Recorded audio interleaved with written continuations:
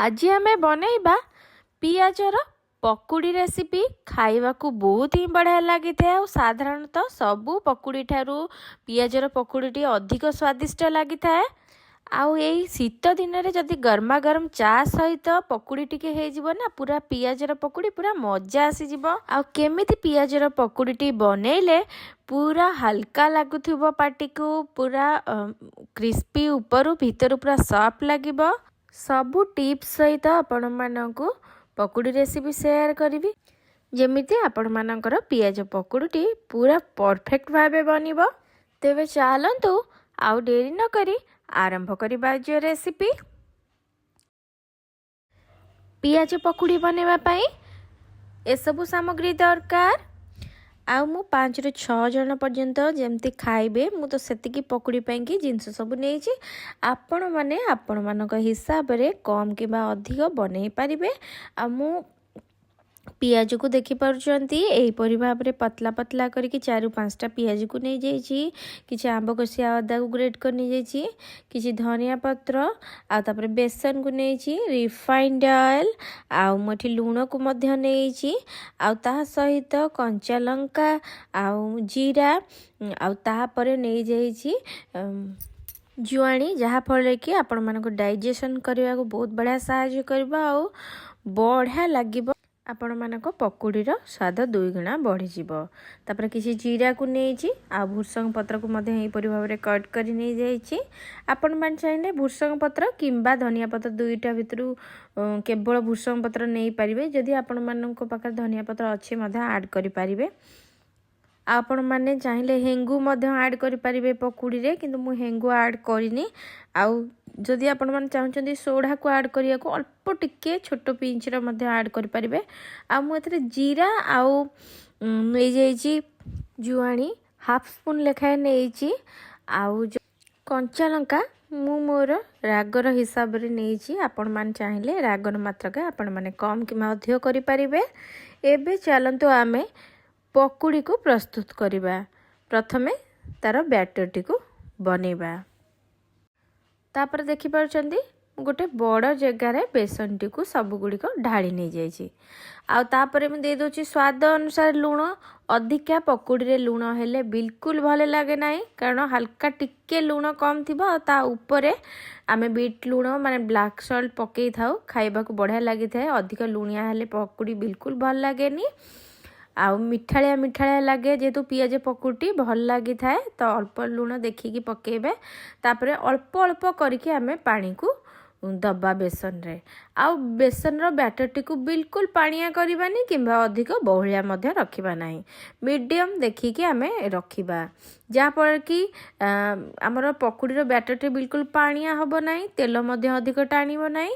आ देखिकी आमे अल्प अल्प करके पानी को दबा। आ ताको भल भाबे बेसन टी को पानी को देला परे हाथ रे भल भाबे मिक्स करि नबा भल भाबे, जहाँ पर कि बेसन टी हल्का हेले आपण मानकर पकुड़ी पूरा परफेक्ट भावे बनिबो। भल भावे बेसन बैटर टी को मिक्स करी नेबे। देखि पारुचंदी फेंटी नहीं जाइछि, भल भावे फेणी नहीं जाइछि ताको।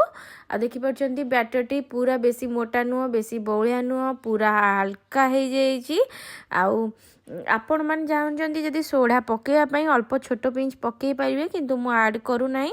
आ पियाज जीरा धनिया पत्र भूसंग पत्र कंचा लंका आउ तापरे दे दोची जुआणी सबु गुड़िक दे देकी एबे आमे ताको बैटर सहित मिक्स करिकी ताको एबे आमे पकुड़ी पैंकी रेडी करी नबा। प्रथमे भल भाबे बेसन रो बैटर टाको पूरा भल भाबे फेणी नेबे। तापरे आमे सबु गुड़िक जहाँ सबु काटी थिले पियाज धनिया पत्र एगुड़ा सबु मध्य ऐड करी नबा। एमती कले आपण मानकर पियाजर पकुड़ी पूरा बढ़िया भावे परफेक्ट बनिबो। आ मु आपण मानकु पालंग सागर पकुड़ी मध्य रेसिपी शेयर करची। शॉर्ट वीडियो लॉन्ग वीडियो सब गुड़िक अपलोड करी। आपण मानकु डिस्क्रिप्शन में लिंक शेयर कर देबी। आ जदि आपण मानकु बरार रेसिपी देखिबार अछि मु अपलोड करी, आपण मानकु डिस्क्रिप्शन में लिंक मध्य शेयर कर देबी। देखि पारचंती पियाज पकुड़ी पैंकी एबे पूरा रेडी बैटर। एबे हमें पकुड़ी को फ्राए करिबा। आउ अधिक टिके पकुड़ी जिते छाणुचंती तेल को देबे जहाँफल कि पकुड़ीटी बहुत बढ़िया बनब आउ तेलटी भल भाव प्रथमे मु गरम कर नहीं जाइली तापर मीडियम साइज करिकी पियाज पकुड़ी को छोट छोट करके पकई दूची। प्रथमे हाई फ्लेम करके पकुड़ी गुड़िक पकई नबा तापरे पूरा लो फ्लेम रे लो रु मीडियम फ्लेम रे देखी देखिका पकुड़ीटी को फ्राए करवा जहाँफल कि पकुड़ी आमर बढ़िया भाव भितर सीझब ऊपर क्रिस्पी भितर बहुत बढ़िया सॉफ्ट बनब। आदि हाई फ्लेम रे कर दउचंती ताले भितर कंचा रही पकुड़ी पोड़ी जीव बिल्कुल स्वाद लगिब नहीं।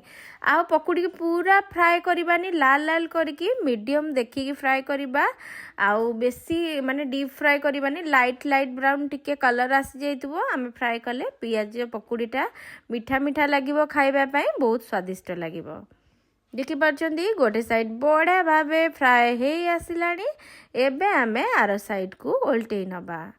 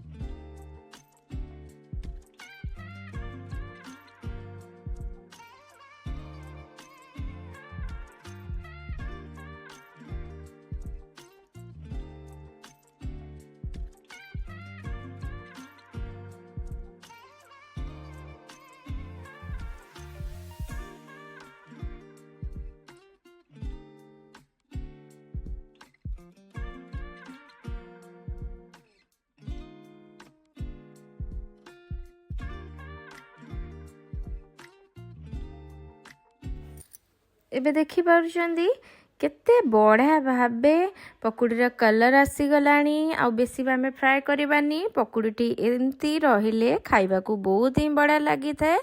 आ एबे आमे पकुड़ीटी को छाणी नबा आ ताको प्लेट को काढ़ी नबा।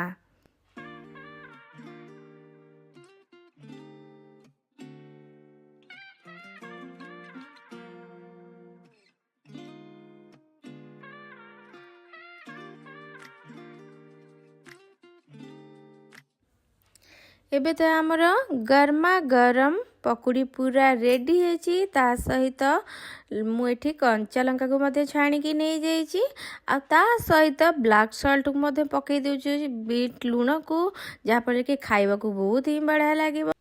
मु तो देखिकी रही पारनी मु चलली गरमा गरम पियाजर पकुड़ी को एंजॉय करने को आशा करुँची आपण मानक ये पियाजर पकुड़ी रेसिपी निश्चिंत पसंद आसो भल लगी वीडियोटी को लाइक कर दिंतु शेयर कर दिंतु सब्सक्राइब कर दिंतु पाखर दिया बेल आइकन मते प्रेस कर दिंतु जहाँद्वारा कि आपण मानक पाखरे मोर वीडियो प्रथम करी जाय पहुँच पारिबो।